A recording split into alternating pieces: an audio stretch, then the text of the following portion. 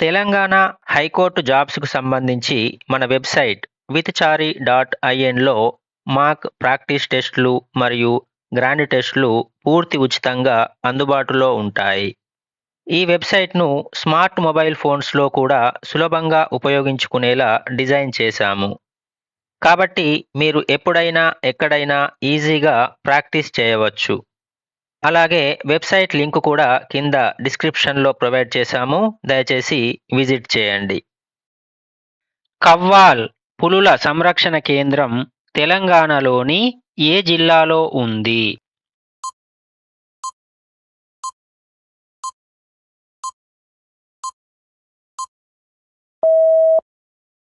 Mancherial.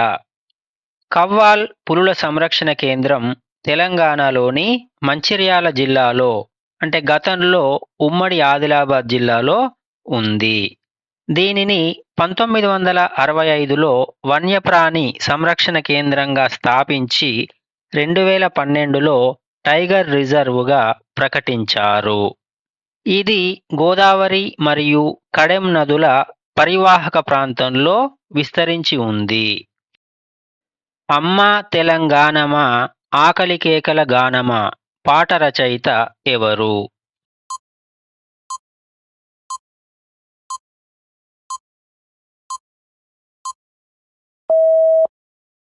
Gaddar.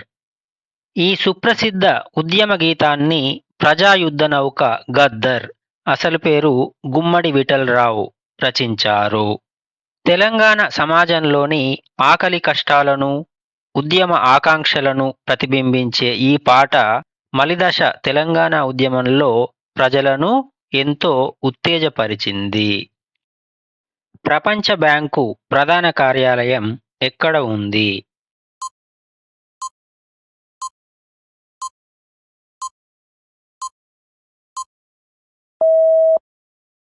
Washington DC.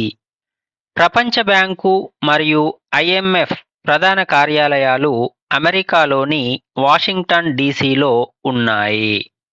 మిగతా నగరాలను గమనించినట్లయితే న్యూయార్క్లో యుఎన్ఓ, జెనీవాలో డబ్ల్యూహెచ్ఓ, డబ్ల్యూటీఓ మరియు పారిస్లో యునెస్కో ప్రధాన కార్యాలయాలు ఉన్నాయి.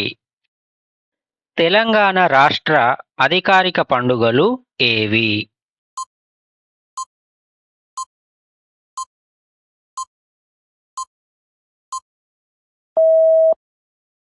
బతుకమ్మ మరియు బోనాలు.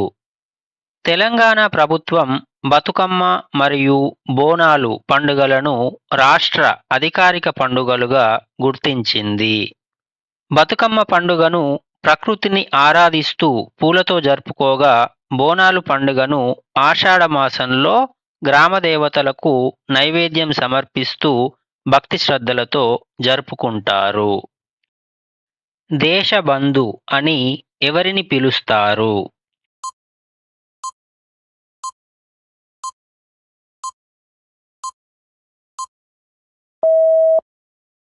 చిత్తరంజన్ దాస్. ప్రముఖ స్వాతంత్ర్య సమరయోధుడు మరియు స్వరాజ్ పార్టీ స్థాపకులలో ఒకరైన చిత్తరంజన్ దాస్ గారిని ప్రజలు ప్రేమతో దేశబంధు అంటే దేశానికి స్నేహితుడు అని పిలుచుకుంటారు. మిగతా వారిలో సిఎఫ్ ఆండ్రూస్ దీనబంధుగా, షేక్ ముజిబుర్ రెహమాన్ బంగబంధుగా మరియు జ్యోతిరావు పూలే మహాత్మాగా ప్రసిద్ధి పొందారు. పిరమిడ్ల దేశం అని ఏ దేశాన్ని పిలుస్తారు?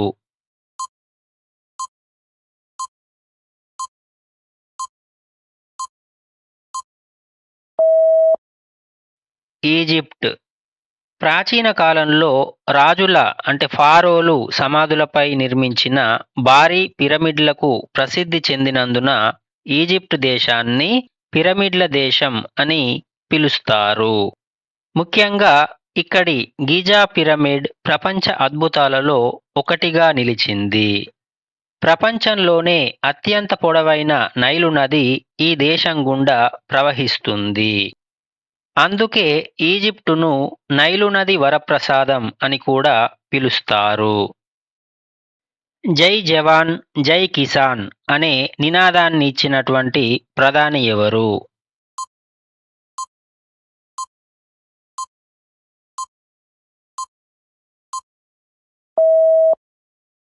లాల్ బహదూర్ శాస్త్రి.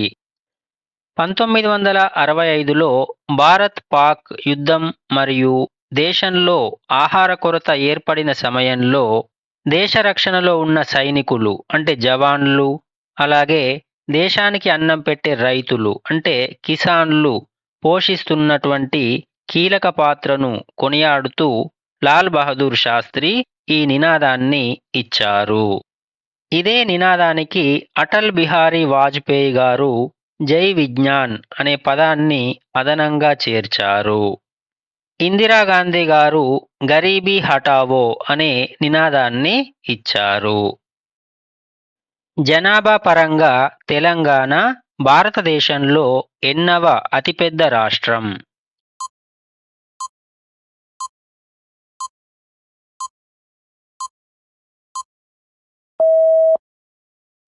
పన్నెండవ.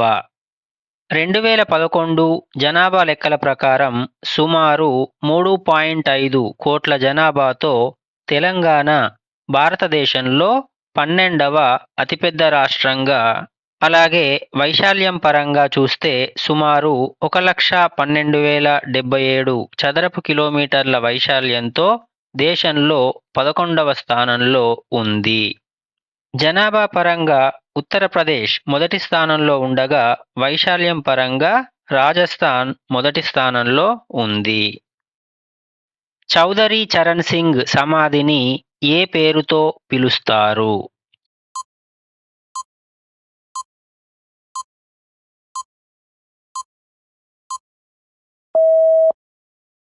కిసాన్ ఘాట్. భారతదేశ 5వ ప్రధాని మరియు రైతు నాయకుడైన చౌదరి చరణ్ సింగ్ గారి సమాధిని కిసాన్ ఘాట్ అంటారు. ఆయన గౌరవార్థమే ప్రతి ఏటా డిసెంబర్ 23న జాతీయ రైతు దినోత్సవం జరుపుకుంటాము. మిగతా వాటిలో అభయ్ ఘాట్ మొరార్జీ దేశాయ్, వీర్ భూమి రాజీవ్ గాంధీ, నారాయణ్ ఘాట్ గుల్జారీలాల్ నందా గార్ల సమాధులు. రైడర్ కప్ ఏ క్రీడకు సంబంధించింది?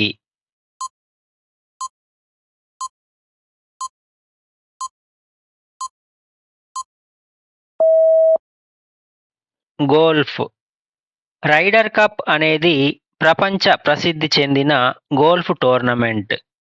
ఇది ప్రతి 2 సంవత్సరాలకు ఒకసారి యూరప్ మరియు అమెరికా జట్ల మధ్య జరుగుతుంది. దీనికి శామ్యూల్ రైడర్ పేరు పెట్టారు. భారత పునరుజ్జీవన పితామహుడు అని ఎవరిని అంటారు?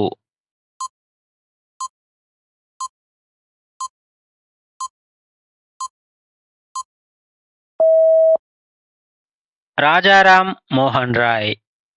ఆధునిక భారతదేశ నిర్మాణానికి పునాదులు వేసి సతీ సహగమనం వంటి దురాచారాలకు వ్యతిరేకంగా పోరాడిన రాజా రామ్మోహన్ రాయ్ను భారత పునరుజ్జీవన పితామహుడు అని పిలుస్తారు.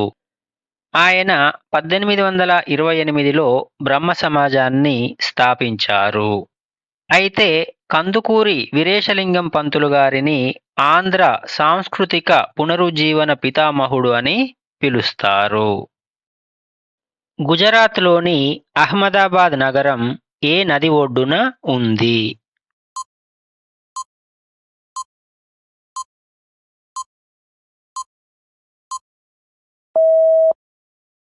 సబర్మతి. గుజరాత్లోని అహ్మదాబాద్ నగరం సబర్మతి నది ఒడ్డున ఉంది. మహాత్మా గాంధీ గారు స్థాపించినటువంటి ప్రసిద్ధ సబర్మతి ఆశ్రమం కూడా ఈ నదీ తీరానే ఉంది.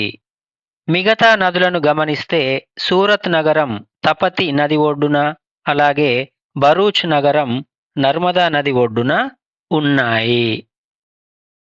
పండిట్ శివకుమార్ శర్మ ఏ వాయిద్యంతో ప్రాచుర్యం పొందారు?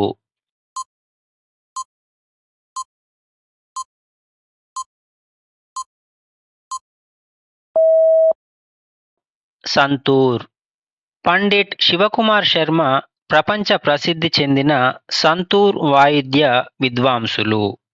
జమ్మూ కాశ్మీర్కు చెందిన జానపద వాయిద్యమైన సంతూర్కు అంతర్జాతీయ స్థాయిలో శాస్త్రీయ హోదా కల్పించడంలో ఆయన కీలక పాత్ర పోషించారు. మోహినియాట్టం ఏ రాష్ట్రానికి చెందిన శాస్త్రీయ నృత్యం?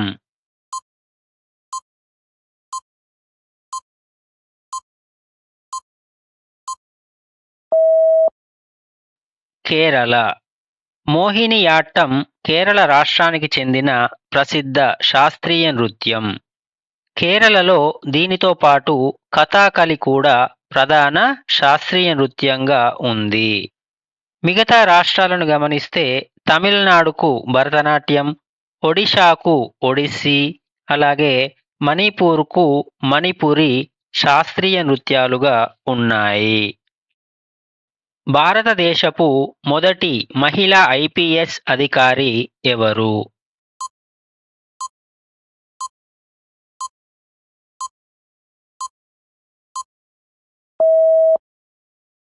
కిరణ్ బేడి.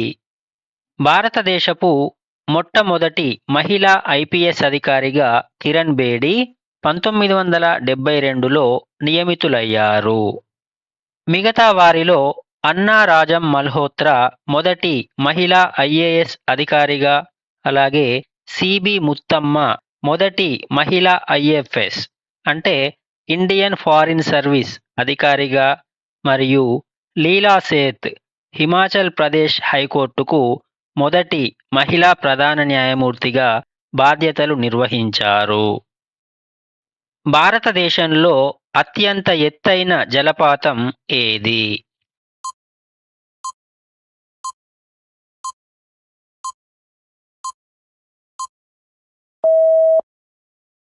కుంచికల్ జలపాతం. కర్ణాటకలోని శివమొగ్గ జిల్లాలో ఉన్న కుంచికల్ జలపాతం దాదాపు 455 మీటర్లు, భారతదేశంలోనే అత్యంత ఎత్తైన జలపాతం. గతంలో జోగ్ జలపాతం, ఇది శరావతి నదిపై ఉంది, ఇది మొదటి స్థానంలో ఉండేది. కానీ ప్రస్తుతం ఎత్తుపరంగా కుంచికల్ జలపాతం ప్రథమ స్థానంలో ఉంది. దూద్సాగర్ జలపాతం మాండవి నదిపై గోవాలో, అలాగే శివసముద్రం జలపాతం కావేరీ నదిపై కర్ణాటకలో ఉన్నాయి. అన్హ్యాపీ ఇండియా పుస్తక రచయిత ఎవరు?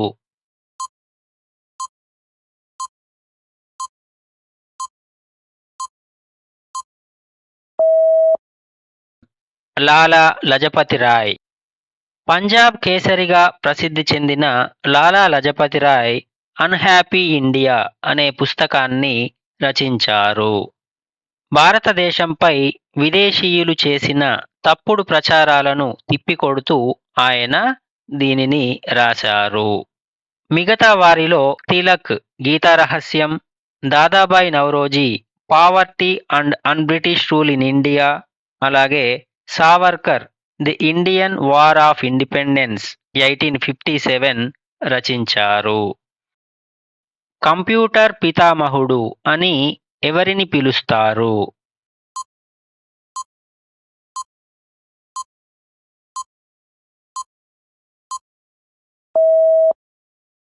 Charles Babbage. 19వ శతాబ్దంలోనే మొదటి మెకానికల్ కంప్యూటర్ నమూనాను రూపొందించిన చార్లెస్ బాబేజ్ను కంప్యూటర్ పితామహుడు అని పిలుస్తారు. మిగతా వారిలో బిల్ గేట్స్ మైక్రోసాఫ్ట్ వ్యవస్థాపకుడు, అలాగే స్టీవ్ జాబ్స్ యాపిల్ సంస్థ స్థాపకుడు కాగా, అలన్ ట్యూరింగ్ను ఆధునిక కంప్యూటర్ సైన్స్ పితామహుడుగా పరిగణిస్తారు. భారతదేశ జాతీయ జలచరం ఏది?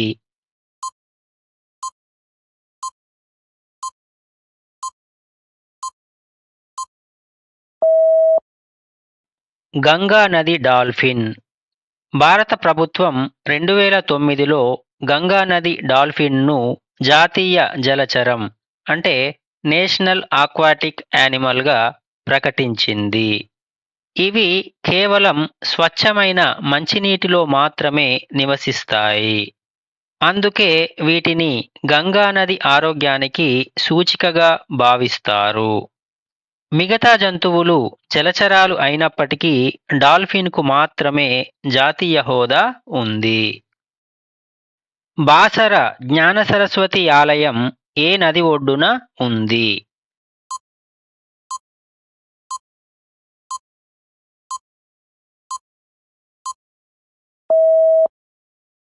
గోదావరి. తెలంగాణలోని నిర్మల్ జిల్లాలో ఉన్న ప్రసిద్ధ బాసర జ్ఞాన సరస్వతి ఆలయం గోదావరి నది ఒడ్డున ఉంది. దక్షిణ భారతదేశంలోనే అత్యంత ప్రసిద్ధమైన సరస్వతి ఆలయాలలో ఇది ఒకటి మరియు అక్షరాభ్యాసానికి ఎంతో ప్రసిద్ధి చెందినటువంటి పుణ్యక్షేత్రం. ఈ వీడియోలో 20 క్వశ్చన్స్ మాత్రమే ఇవ్వడం జరిగింది. దానికి సంబంధించిన రిమైనింగ్ క్వశ్చన్స్తో సహా ఓవరాల్గా 45 క్వశ్చన్స్తో కూడిన మోడల్ ప్రాక్టీస్ టెస్ట్ను మన వెబ్సైట్ withchari.inలో అప్లోడ్ చేసినాము. అక్కడ చూడండి. వెబ్సైట్ లింక్ను కింద డిస్క్రిప్షన్లో ప్రొవైడ్ చేసినాము. ఆ లింక్పై క్లిక్ చేసి మన వెబ్సైట్లో పూర్తి ఉచితంగా ఈ ప్రాక్టీస్ మోడల్ టెస్ట్ను మీరు ప్రాక్టీస్ చేసుకోవచ్చు.